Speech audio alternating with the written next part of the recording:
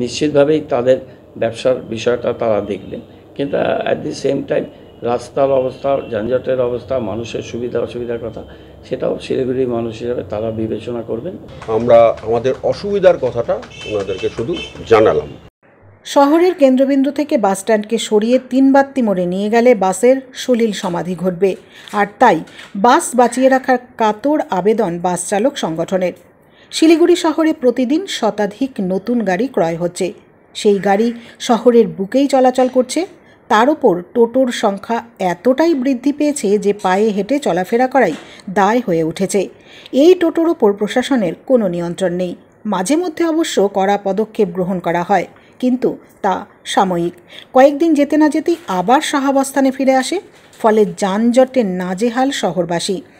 এই পরিস্থিতিতে কোর্টমোড়ের বাসস্ট্যান্ডটিকে সরিয়ে 3 বাত্তিতে নিয়ে যাওয়ার পরিকল্পনা গ্রহণ করেছে শিলিগুড়ি পুর নিগম। নতুন বাসস্ট্যান্ডের কাজও চলছে জোর কদমে, তবে বেঁকে বসেছেন বাস মালিকরা। তাদের যুক্তিও অমূলক নয়। তাদের যুক্তি, 3 বাত্তিতে বাসস্ট্যান্ড সরিয়ে নিয়ে গেলে একজন যাত্রীও পাওয়া যাবে না। কারণ হিসেবে তাদের বক্তব্য, স্বল্প দূরত্বে যাওয়ার অনেক বিকল্প গাড়ি রয়েছে। 3 বাত্তি যাতায়াত করতে যাত্রীদের যে অর্থ ব্যয় করতে হবে, সেই অর্থেই যাত্রীরা বিকল্প গাড়ি ধরে গন্তব্যে পৌঁছে যাবেন। ফলে বাসগুলো একেবারেই মাঠে মারা যাবে। সেই সব দিক বিচার করে সোমবার দ্বিতীয় দফায় পিডব্লিউডি বাংলোয় মেয়র গৌতম দেব, জেলাশাসক এস পুনাম্বালাম, পরিবহন দপ্তর ও বাস মালিকদের সঙ্গে বৈঠক হয়। বৈঠক শেষে মেয়র জানান, বাস মালিকদের বেশ কিছু দাবি রয়েছে, সবটাই যুক্তিসঙ্গত, সবটাই সহানুভূতির সঙ্গে দেখা হবে। বাস সিন্ডিকেট ফোরামের সম্পাদক প্রণব মানি জানান, তারা যানজট সমস্যার সমাধানের পক্ষে, তবে মাত্র কয়েকটি হাতে গোনা স্বল্প দূরত্বের বেসরকারি বাস বর্তমানে শহরের বুকে চলাফেরা করে। তার জন্য কোনোভাবেই যানজট সৃষ্টি হয় না। যানজটের মূল কারণ টোটো ও ম্যাক্সি ট্যাক্সি। তাদের ওপর কোনো ব্যবস্থা গ্রহণ না করে বাসকে শহরের বাইরে সরিয়ে দিলে বাসের সলিল সমাধি ঘটবে। ফলে বহু পরিবার কর্মহীন হয়ে পড়বে বলে তার আশঙ্কা। তাই বিষয়টি সহানুভূতির সঙ্গে বিবেচনা করার আবেদন জানান তিনি। টিভি থেকে যারা গাড়ি চালায় তাদের সংগঠন, তারা সবাই এসেছিল। প্রাথমিক পর্যায়ে একটা আলাপ আলোচনা হয়েছে। আমরা 3 বাত্তিতে একটা পরিকাঠামো ডেভেলপমেন্ট করছি। এটা ট্রান্সপোর্ট ডিপার্টমেন্টের জায়গা, তারা আমাদের ফান্ডিং দিয়েছে, পারমিশন দিয়েছে, তার উপরে আমরা কাজ করছি। ওখানে ফেজ ওয়াইজ ম্যানারে বড় কাজ হবে। একটা পর্যায়ের কাজ শেষ হয়েছে, ওখানে সেই পর্যায়ের কাজ শেষ হওয়ার পর কিছু ইন্টারস্টেট, কিছু লোকাল গাড়ি, এগুলো আমরা ওখানে শিফটিংয়ের ব্যাপারে district magistrate, NBCC managing director, chairman এবং মন্ত্রী, তারা সবাই জায়গাগুলো দেখেছেন। আলাপ আলোচনা হচ্ছে।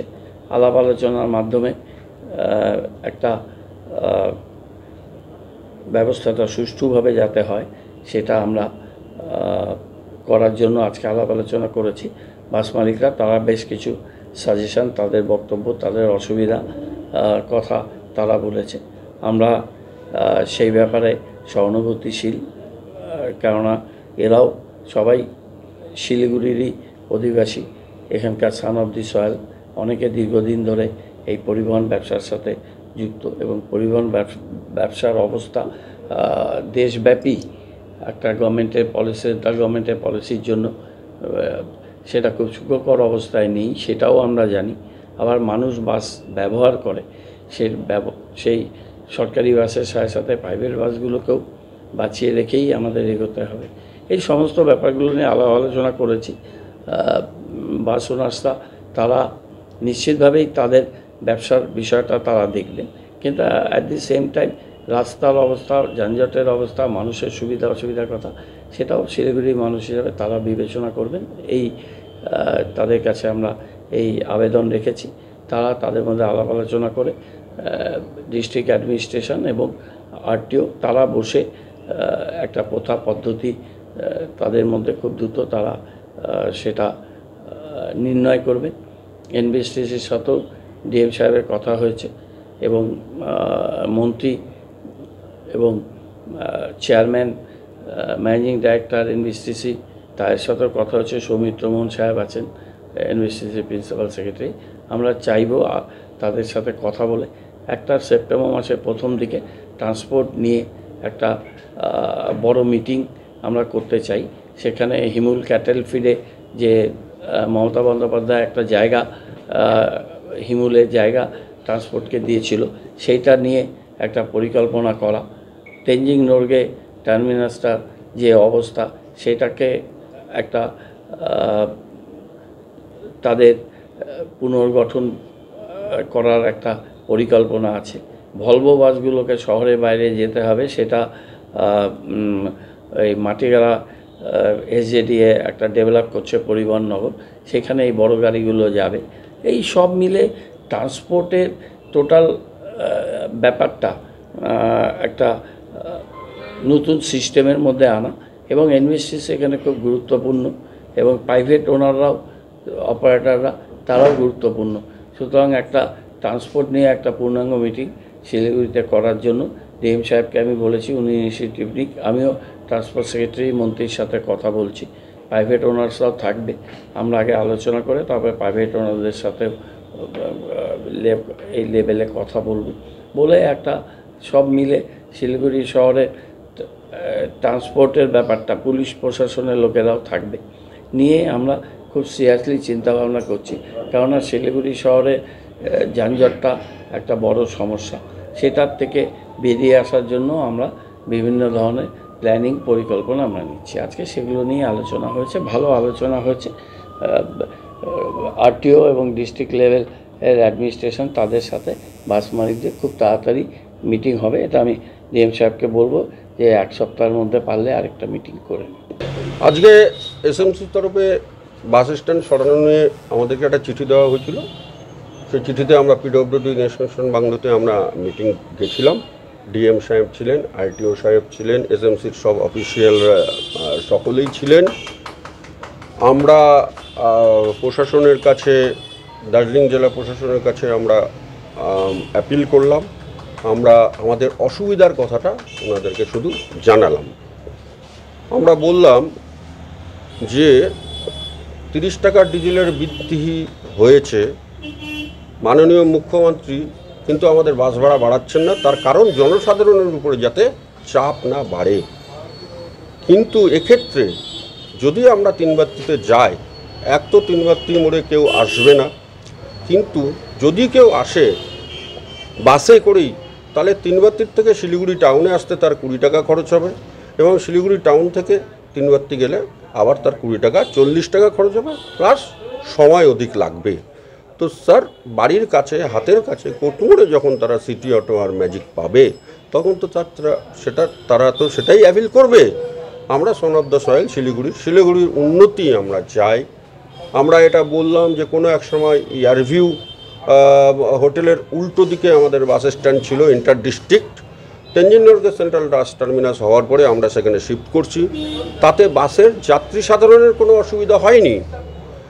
ওয়ান্স অফ এ টাইম বিধান মার্কেটে যে বাস স্ট্যান্ড ছিল, সেটা পিসি মিত্তালে চলে গেছে, এবং আমরা পিসি মিত্তালে শিফট করেছি। তার লজিক্যাল পয়েন্টটা কি, পিসি মিত্তালে বিধান মার্কেট থেকে তখন 3 চাকার পেট্রোল অটোগুলো চলতো এবং রিক্সা চলতো।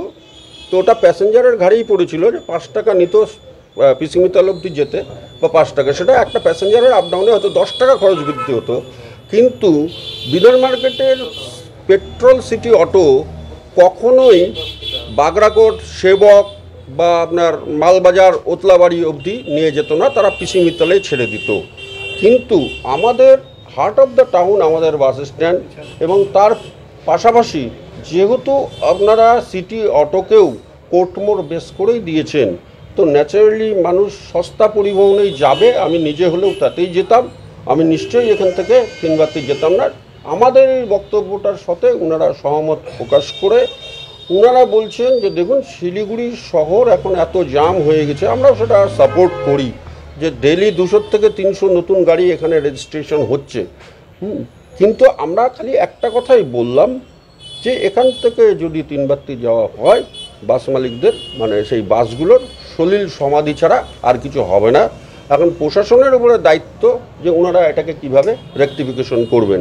ওনারা বললেন আপনারা কিছু রুট পরিবর্তন করুন, আপনারা তেনজিং নোরগে সেন্ট্রাল টার্মিনাসে কিছু যান, বা এই জাতীয় কতগুলো প্রপোজাল ওনারা আমাদেরকে বললেন, এবং আমরাও একটা প্রপোজাল বললাম যে আমাদের ওখানে যেতে কোনো আপত্তি নেই, কিন্তু তাহলে আমাদের প্যাসেঞ্জার যেটা ম্যাজিক বা সিটি অটোতে চলে যাচ্ছে সেটা রোধ করার ব্যাপারেও আপনাদের ভাবতে হবে। এইটুকুই আমি বলেছি। এটুকুই কথা হচ্ছে। কত বাস চলছে এখন এখান থেকে 110টা বাস চলে। কোন কোন রুটে যাচ্ছে? খড়িবাড়ি, পানি ট্যাঙ্কি, বাগডোগরা, মাটিগেরা, চটের হাট, এইসব রুটে চলে। Panighata, Belgachhi. Once upon a time এখান থেকে 320টা গাড়ি চলতো, ঠিক আছে? এখন কমে কমে 110-এ এসছে। আমরা যারা এখন বাস ব্যবসা করছি, আমরা ধর্মের কাজ করছি, আমরা পরিষেবা দিই।